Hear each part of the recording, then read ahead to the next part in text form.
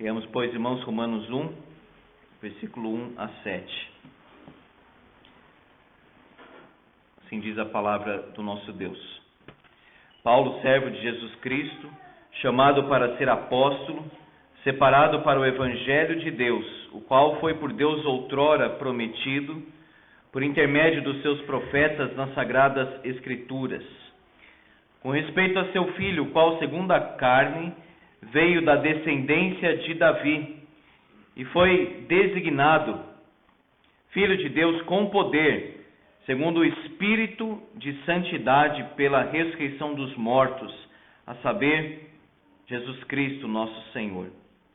Por intermédio de quem viemos a receber graça e apostolado por amor do seu nome, para obediência por fé entre todos os gentios, de cujo número sois também vós, chamados para serdes de Jesus Cristo.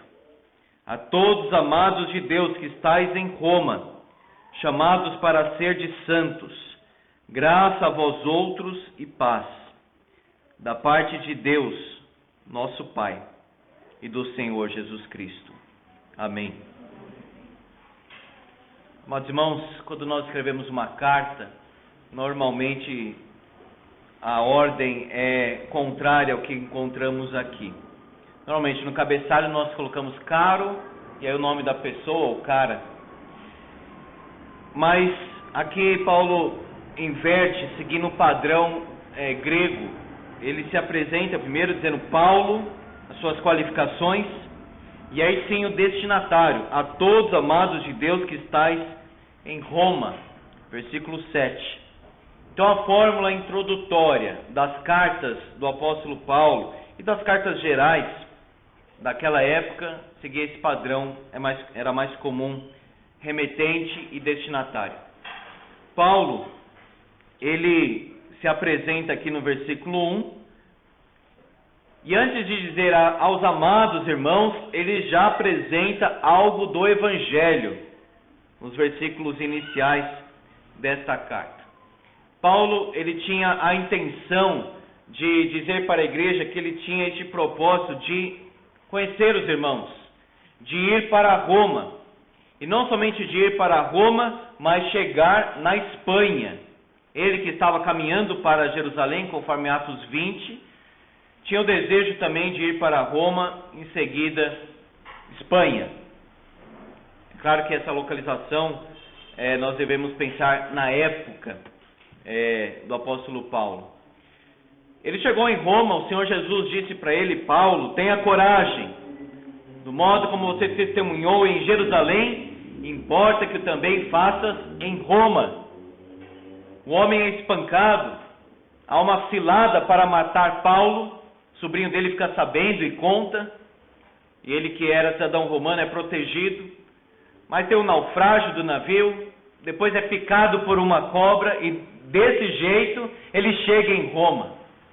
Nada impedirá o propósito de Deus na nossa vida. Se o Senhor Jesus disse que Paulo pregaria em Roma, ele pregará em Roma. O nosso coração deve confiar não somente nas promessas de Deus, mas também na fidelidade de Deus. Porque as promessas de Deus têm esse peso de veracidade, porque o Senhor é fiel. Então ele quer dizer para Roma, irmãos, eu quero muito vê-los, eu quero muito ver vocês, diz aí o versículo 11, porque muito desejo ver-vos. E ele então, que não conhecia pessoalmente esta igreja, não foi ele que organizou esta igreja, apresenta a mensagem aqui que ele pregava, a mensagem do Evangelho. Portanto, de uma forma mais resumida, nós vamos destacar aqui basicamente 3 pontos no texto: o apóstolo de Cristo, o Evangelho de Cristo e a missão de Cristo, que é a igreja de Jesus Cristo. Sobre o próprio apóstolo Paulo, ele fala 3 coisas: servo, chamado e separado. A palavra servo aqui, irmãos, é a conhecida palavra usada mais para escravo, que é doulos. Os irmãos devem conhecer essa palavra. E é importante ressaltar isso, não para fazer uma referência solta à língua original, mas porque é um aspecto bem intenso aqui no que se refere a essa palavra servo. Tanto que depois Paulo vai discorrer sobre esse assunto em Romanos 6 e 7, que agora ele é um escravo do Senhor Jesus Cristo. Às vezes as pessoas falam assim, eu não gosto de falar nesses termos, que eu sou escravo de Jesus Cristo. Como se fosse uma questão mais negativa e não positiva. Mas quando Paulo fala que ele é escravo de Jesus Cristo, ele quer dizer o seguinte, eu pertenço completamente a Ele. A ideia de escravo é basicamente a seguinte, ele tem um senhor. Por isso que aqui colocou o servo. Mas para trazer um sentimento ainda maior de entrega, eu estou enfatizando a questão escravo. Ou seja, ele pertence completamente ao Senhor Jesus, sem reservas, sem recuar, sem calcular. Ele é do Senhor Jesus Cristo. Ele entregou a sua vida completamente para Jesus. Quando nós falamos de escravidão, até por causa da ênfase que se dá, nós temos às vezes uma ideia muito pesada, negativa. Não estou negando a veracidade do que aconteceu, enfim, aqui na África e outros lugares, etc. Mas o que se refere à ênfase do Evangelho é o seguinte, nós somos dele. Para sempre, por um lado, e para tudo, por outro. Servo de Jesus Cristo. Ou seja, nós somos dele. É uma doce escravidão. No Antigo Testamento tinha uma lei, quando chegava aquele ano de jubileu, ou em algum momento em que o escravo deveria ser liberto, talvez o escravo teria o desejo de ficar na casa do seu senhor. Então nem sempre tem essa ideia carregada de tortura, de uma pessoa que não tem vida própria, etc. No Antigo Testamento, alguns poderiam dizer assim, não, eu estou bem, eu amo meu senhor, eu tive os meus filhos aqui nessa casa, eu quero ficar aqui. Aplicando espiritualmente a nós isto, significa o seguinte, você quer voltar? O cristão dirá, jamais. Eu jamais abandonarei o meu Senhor. Quer voltar para a velha vida? Quer voltar para o mundo? Quer voltar para a tirania de Satanás? Não. Eu pertenço completamente ao Senhor Jesus Cristo. Um sentimento de escravidão. O que Ele quer? Farei. Qual é a vontade do meu Senhor? Executarei. Irmão, será que nós temos tamanha disposição, inclinação e até afeto no nosso coração pelo Senhor Jesus? Será que nós podemos dizer como Paulo, servo, escravo de Jesus Cristo? Ou seja, o domínio de Cristo na vida dele e também porque ele foi comprado pelo Senhor Jesus Cristo. Nós tínhamos um mercado de escravos lá em Roma, esses filmes dos gladiadores, muitas vezes aparece lá os escravos. Chegava alguém e comprava, de fato, como se fosse uma mercadoria, naquele aspecto negativo. Mas do aspecto positivo do Evangelho, e é isso que a palavra resgate quer dizer, redenção, ou seja, comprados por preço, significa o seguinte, o Senhor Jesus olhou para a nossa miséria e Ele nos comprou. Não com dinheiro, não com ouro, não com outra coisa, mas com o seu sangue que Ele derramou por nós. É como se o Senhor Jesus tivesse olhado para a nossa miséria e tivesse dito o seguinte, eu quero Ele. Eu vou pagar o preço por Ele. Eu quero que a vida dele seja minha para sempre. Quem quer ir embora depois de conhecer o Salvador Jesus? A única coisa que reclama é o seguinte, eu queria ter conhecido antes e não depois. O nosso relacionamento com o Senhor Jesus não é pesado. O apóstolo João diz, seus mandamentos não são penosos, ninguém está amarrado. Nenhum cristão é obrigado a fazer as coisas. naquele sentido opressor, esmagador, o nosso amor por Jesus Cristo deve ser espontâneo, livre. Ele nos ganhou. Como dizia Santo Agostinho, teu grito rompeu a minha surdez. Ele que gostava de filosofia, ele que estava inclinado à retórica, depravado, como ele mesmo fala, furtava pelo prazer de furtar, mas quando o Evangelho soou no coração dele, ele foi vencido pelo Salvador. Nós nos rendemos ao Senhor Jesus, e aquele que conheceu a Cristo jamais deseja ir embora. Servo, chamado para ser apóstolo, separado para o Evangelho de Deus. As duas coisas estão interligadas. Se você observar, ele é servo, e na condição de servo, Jesus o chamou para ser apóstolo. E no caso de apóstolo, ele foi separado especialmente para o Evangelho de Deus. Ou seja, irmãos, se nós somos servos, o que nós temos nessa imagem servo é atividade e não inatividade. E não mera contemplação sem fazer nada. Eu gosto de estudar, eu não gosto de servir. Isso não é ser servo. Servo é aquele que faz, foi chamado para ser apóstolo. E Deus chamou este homem antes mesmo dele nascer. Deus tem um plano para a nossa vida. Este plano é eterno. Ele diz lá aos Gálatas, ele me separou antes de eu nascer e me chamou pela sua graça. Aprouve a ele revelar seu Filho em mim, para que eu o pregasse entre os gentios. Sem detência, não consultei carne e sangue, nem subi a Jerusalém, mas parti para as regiões da Arábia.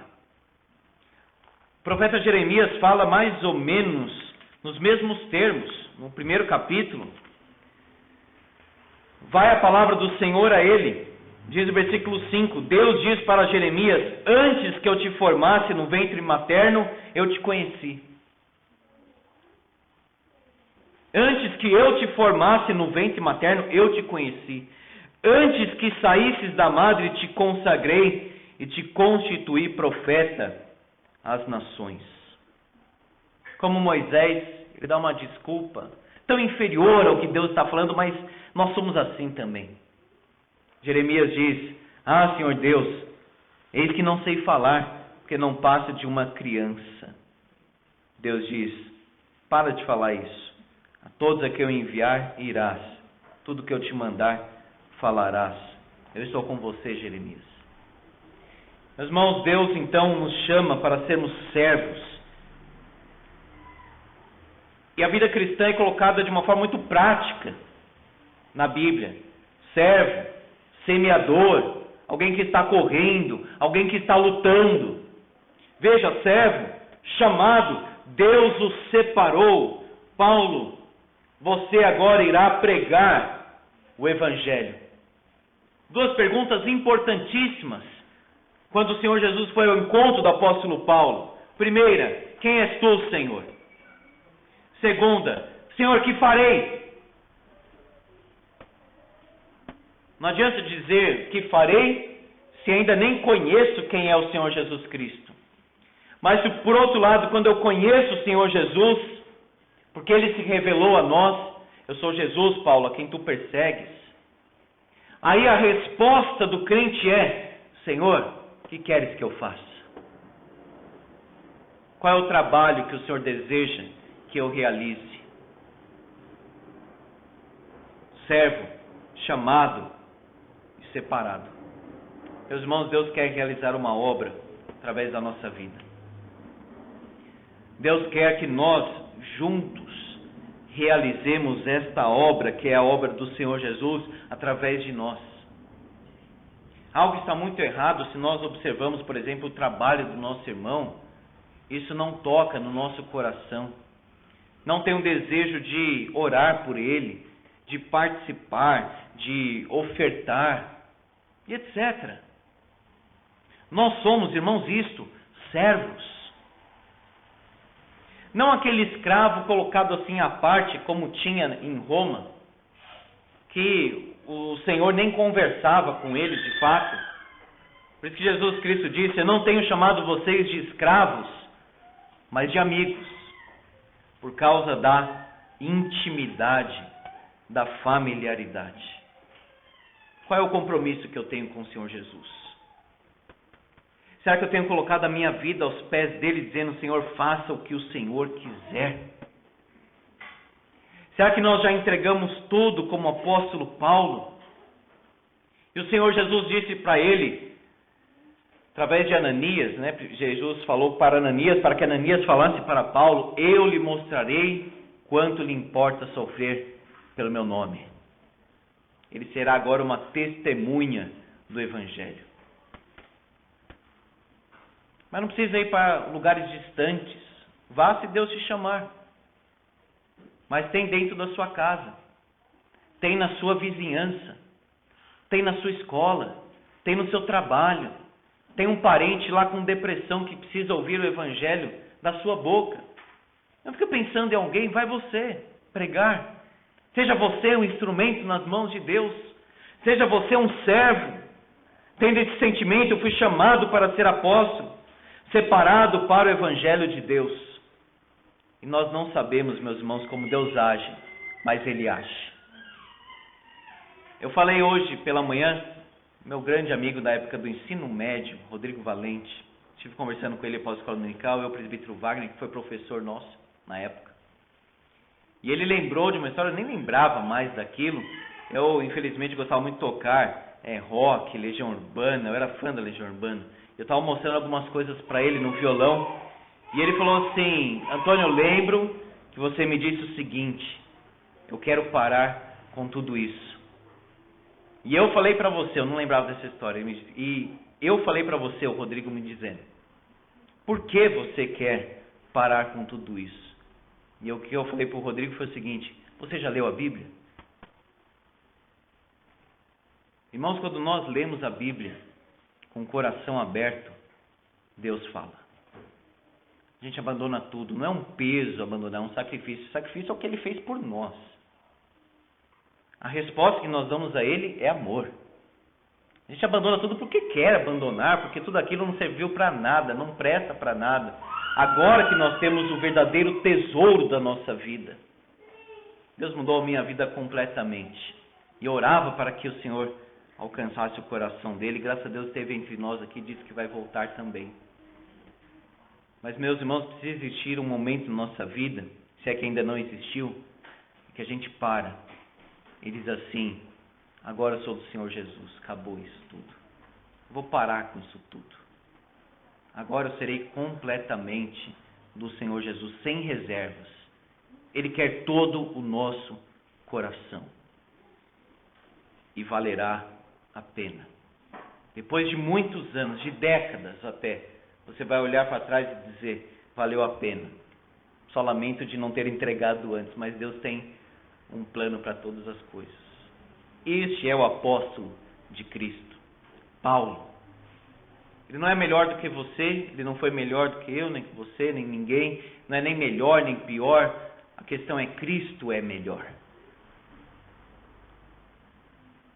Ele usou Paulo, ele usará você. Proporção maior, menor, tanto faz isso. O que importa é: eu estou nas mãos dele. E eu quero que ele me use de acordo com a sua vontade soberana.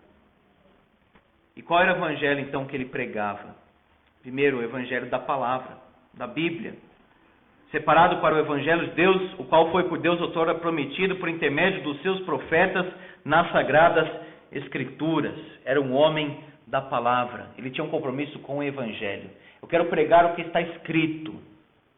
Eu quero pregar o testemunho de Jesus Cristo. Veja, por intermédio dos seus profetas nas sagradas escrituras.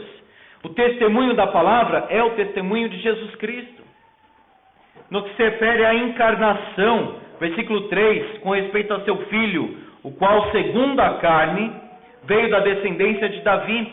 Paulo está dizendo o seguinte: eu quero pregar Cristo, o Cristo que Moisés profetizou, o Cristo que Isaías pregou, o Cristo prometido lá em Gênesis 3. Cristo é a mensagem, irmãos. Cristo é o Evangelho. A boa nova é o ministério do Senhor Jesus, é a pessoa de Jesus. Não venha para a igreja por outra coisa, venha por Ele, porque o ama, porque é servo do Senhor Jesus. Deus tem um chamado para a sua vida. Apóstolo não tem mais, isso é uma invenção, apostolado hoje. Mas separado para o Evangelho de Deus todos nós somos, porque Deus nos separou para Ele mesmo. Nós devemos pregar o Senhor Jesus, aquele prometido, aquele que se encarnou, segundo a promessa que Deus fez a Davi. Jamais faltará um descendente no trono de Davi, uma aliança eterna. E obviamente está se referindo ao Senhor Jesus, que através também da ressurreição foi declarado. Acompanhe aí versículo 4. Foi designado. A ideia aqui é declarado, constituído. Atos traduz essa palavra como constituído, juiz. Ou seja, designado, declarado, como se tivesse sido empossado de autoridade através da ressurreição. Nós servimos o Rei dos Reis e Senhor dos Senhores. Paulo está dizendo: eu sou dele, eu prego ele. Ele nasceu, ele se encarnou, ele ressuscitou, segundo o Espírito de santidade. Está falando aqui do Espírito Santo, por isso que deveria ter aqui a letra E maiúscula. Está falando do Espírito de santidade, ou seja, o Espírito Santo, de acordo com o capítulo 8, versículo 11, diz: se habita em vós o Espírito daquele que ressuscitou a Jesus dentre os mortos, aqui com a letra maiúscula. Então o Espírito de santidade aqui não é um Espírito qualquer, obviamente é o Espírito Santo. Conforme Romanos 8, 11, Efésios 1, 20, o poder de Deus que ressuscitou a Cristo Jesus dentre os mortos. Portanto, o Evangelho é isso. É o Evangelho da Escritura profética, o Evangelho da encarnação, o Evangelho da ressurreição, o Evangelho da graça, por intermédio de quem viemos a receber graça e apostolado por amor do seu nome. É graça de Deus. Deus abençoa quem não merece, ou seja, eu e você. Não merecemos nada. Deus é bom demais, Deus é gracioso. Não conquistamos mérito nenhum. A nossa vida é um atraso espiritualmente, irmãos, aos olhos de Deus. Se não fosse a ação de Deus na nossa vida, curando o nosso coração, e curando não é melhorando, é regenerando, nós estaríamos completamente perdidos. Portanto, o Evangelho de Romanos é o Evangelho da graça. Quando Deus salva um pecador, Ele exalta a sua graça. Que as pessoas, ao olharem para a nossa vida, possam dizer como a graça de Deus é maravilhosa, como Deus é maravilhoso, como Deus é poderoso. A nossa vida não importa. Importa o que as pessoas veem de Deus em nós. Que a nossa vida seja a pregação do Evangelho da graça. Deus nos purificou, Deus nos salvou, Deus está completando esta obra na nossa vida. Foi graça no começo, é pela graça agora e é pela graça eternamente. É como aquele hino maravilhoso, eu sempre cito porque realmente é maravilhoso, Amazing Grace, John Newton, aquele homem atormentado porque torturava os escravos lá nos navios. Uma história terrível, mas maravilhosa o que Deus fez na vida dele. Foi a graça que nos trouxe até aqui. E a graça nos levará para o céu. Amazing Grace. Ou seja, graça maravilhosa, graça incrível. Essa é a ideia. Nós recebemos graça e apostolado por amor do seu nome. Meus irmãos, o Evangelho é o Evangelho do amor. O amor de Deus tem sido derramado no nosso coração. E o ministério do apóstolo Paulo é qualificado dessa forma: por amor do seu nome. Nós estamos aqui, irmãos, adorando a Deus, cultuando o Senhor, e no nosso coração nós devemos ter exatamente isso: Senhor, estou aqui porque eu te amo. Senhor, eu vou ler a sua palavra, não simplesmente para cumprir uma regra, mas porque eu amo o Senhor. Eu quero cumprir o chamado do Senhor para a minha vida por amor do seu nome. É um relacionamento de amor, não de peso, não de angústia, não de aflição, como era da tradição judaica, peso em cima de peso, leis e mais leis, leis absurdas, incoerentes. Não, o nosso relacionamento com Deus agora é por amor do seu nome. É para que o nome de Deus seja glorificado. E é porque nós amamos o Senhor. É o evangelho do amor. O evangelho da fé salvadora, para a obediência por fé. Olha agora, entre todos os gentios. A maioria dessa igreja era gentílica, ou seja, de gentios, não judeus por nascimento. Como é bom, irmãos, ver Deus alcançando romanos. Para obediência por fé. Olha aí, o evangelho que produz obediência. A fé que justifica é a mesma fé que gera obediência. A salvação é pela fé, mas a fé não vai sozinha. Ela é acompanhada de boas obras. Então, se não tem obediência por fé, ainda não conhece o Senhor Jesus, não conhece a graça de Deus. Porque a graça não é uma licença assim para pecar. Não conhece o amor de Deus. Porque diz aqui: para a obediência por fé entre todos os gentios. O povo da Grécia, Corinto, Éfeso, aquela idolatria toda, os romanos, uma glutonaria terrível, prostituição. Roma era uma perdição completa. Mas é como Paulo escreve aos Coríntios: tais fostes alguns de vós. Vocês eram isso e aquilo. Mas vos lavastes, fostes santificados, fostes purificados em Cristo Jesus. Deus tem poder para transformar as vidas. De cujo número sois também vós, chamados para serdes de Jesus Cristo. A missão de Jesus, então, é esta: alcançar pessoas de todo o mundo, entre todos os gentios, para que a adoração final seja transcultural e não limitada a uma região, um povo. Traz mais glória ao Senhor Jesus Cristo, gente de toda a tribo, povo, língua, nação, todas as etnias prostradas diante do Senhor e Salvador Jesus Cristo. Aqueles que antes adoravam Diana, agora se prostram diante do Senhor Jesus Cristo. Os romanos, cheios de idolatria também, porque herdaram essa cultura grega. Nós vamos ler a lista de Romanos capítulo 1, uma depravação total, mas o Evangelho alcançou o coração, agora eles pertencem também ao Senhor Jesus. Essa é a missão de Cristo: salvar pessoas de todas as etnias da terra, de todos os lugares, todo tipo de gente, sem acepção de pessoas. O nosso coração esteja inflamado por isso.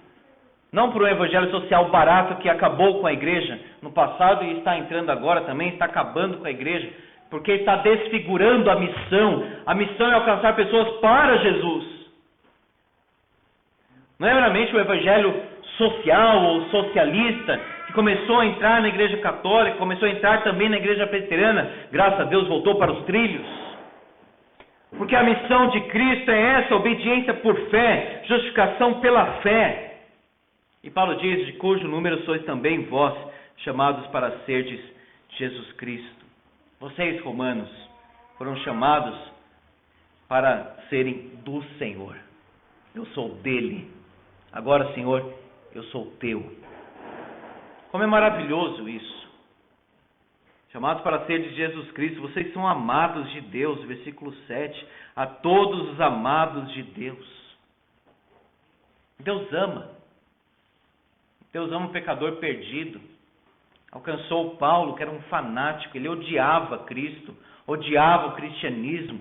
Jesus vai ao encontro dele e salva Paulo, e ama Paulo antes de Paulo nascer. Ele nos atrai com essas cordas de amor de Jeremias. Estávamos longe do Senhor, Ele nos atraiu. Como disse certo pregador, eu sei que foi o Senhor que me salvou soberanamente, porque eu nunca iria para Ele. Quem iria para o Senhor assim por vontade própria? Ele nos alcançou. Vocês amados de Deus, irmãos, o amor de Deus importa mais que tudo. Às vezes nós estamos colhendo essas migalhas do mundo, podres inclusive.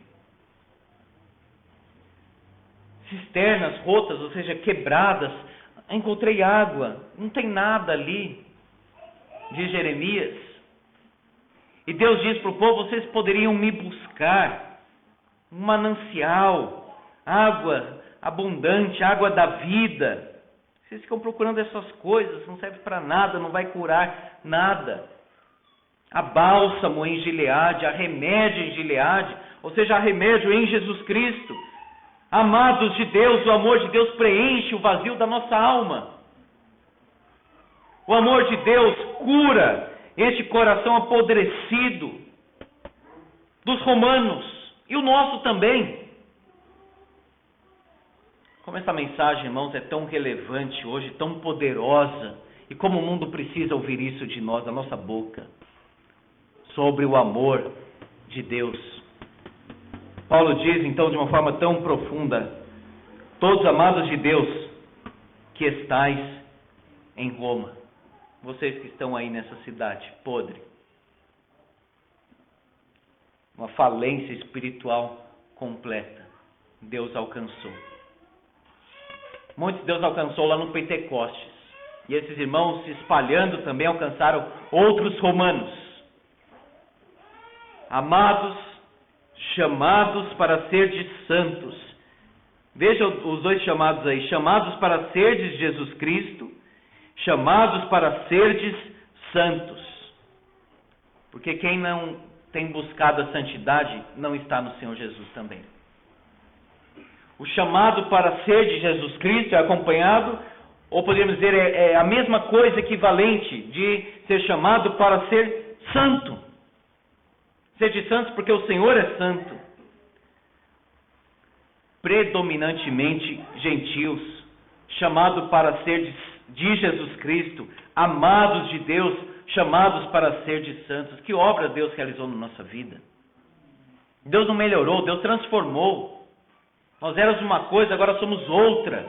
Por isso que fala: velho homem, novo homem em Cristo Jesus. E Paulo diz, Romanos, que vocês tenham mais, cada vez mais, da graça de Deus e da paz do Senhor. Graça a vós outros e paz da parte de Deus, nosso Pai, e do Senhor Jesus Cristo. A bênção sacerdotal maravilhosa de número 6. O Senhor te abençoe e te guarde. O Senhor faça resplandecer o rosto sobre ti e tenha misericórdia de ti. O Senhor sobre ti levante o rosto e te dê a paz. Jesus é o príncipe da paz. Ele é a fonte da paz. E a paz é fruto do Espírito. Essa passagem foi resumida de uma forma muito precisa, da seguinte forma: a boa nova é o Evangelho de Deus. Sobre Cristo, segundo as Escrituras, para as nações, para a obediência por fé, por causa do nome, o nome de Cristo. Conheça o amor de Deus. Mergulhe nessas águas infinitas do amor de Deus. Cada dia mais é um assombro o amor de Deus. E por toda a eternidade nós vamos conhecer mais o amor de Deus, e mais, e mais, e mais. É um assombro, é algo glorioso, é algo que toma o nosso coração. Mas esse amor é um amor puro e santo. Não é um amor misturado com nada pecaminoso, estranho. É um amor puro.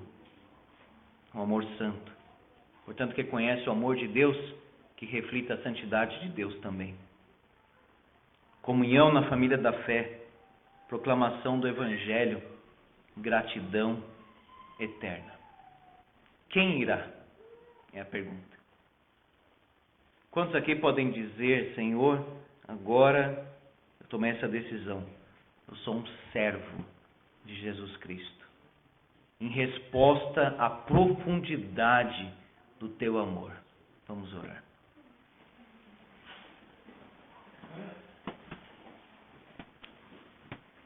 Deus Santo, Deus da glória, que este Evangelho, o Evangelho do Senhor Jesus, domine o nosso coração. Se alguém aqui que ainda não teve experiência do teu amor, Senhor, alcança esta vida. E se há um cristão que até entregou a vida para o Senhor, mas está fraquejando muito, precisa renovar a aliança com o Senhor, toma, Senhor, essa vida em tuas mãos. Para que o nosso coração tenha bem firmado, eu sou um servo de Jesus Cristo. Ele me ganhou, Ele me conquistou para sempre. Eu sou dele todos os dias da minha vida. Ó Pai, que possamos pregar o Evangelho. Tantas pessoas precisam. Ó Pai, essa mensagem, essa notícia é mais importante que qualquer outra. Que a nossa mente não fique consumida pelas coisas deste mundo que passam. Como uma neblina, tudo passa, nós também passamos. É tão importante, Senhor, pregar. É tão importante, Senhor, falar do teu amor para outras pessoas. É tão importante também falar do juízo final. E nós não podemos ficar nessa situação assim parada, fechada, medrosa, acovardada. Deus, levanta a igreja brasileira. Levanta os evangélicos neste país que ainda restam, que são fiéis ao Senhor Jesus, que amam o Senhor. Há um povo, Deus, nessa terra que se chama pelo teu nome, de várias denominações. Levanta, Senhor, esse povo para orar. Levanta esse povo para voltar para a tua presença. Levanta este povo, Senhor, para pregar o Evangelho. Ó Deus, tem misericórdia de nós. Tem misericórdia desta igreja. E que cada um aqui possa orar, Senhor, tem misericórdia do meu coração também. Tem misericórdia da minha vida. Tem misericórdia do meu testemunho, que muitas vezes foi fraco. Da preguiça, da indiferença. Deus, tem misericórdia de nós. Nos colocamos em tuas mãos, como servos do Senhor Jesus. No nome dele, amém, Senhor.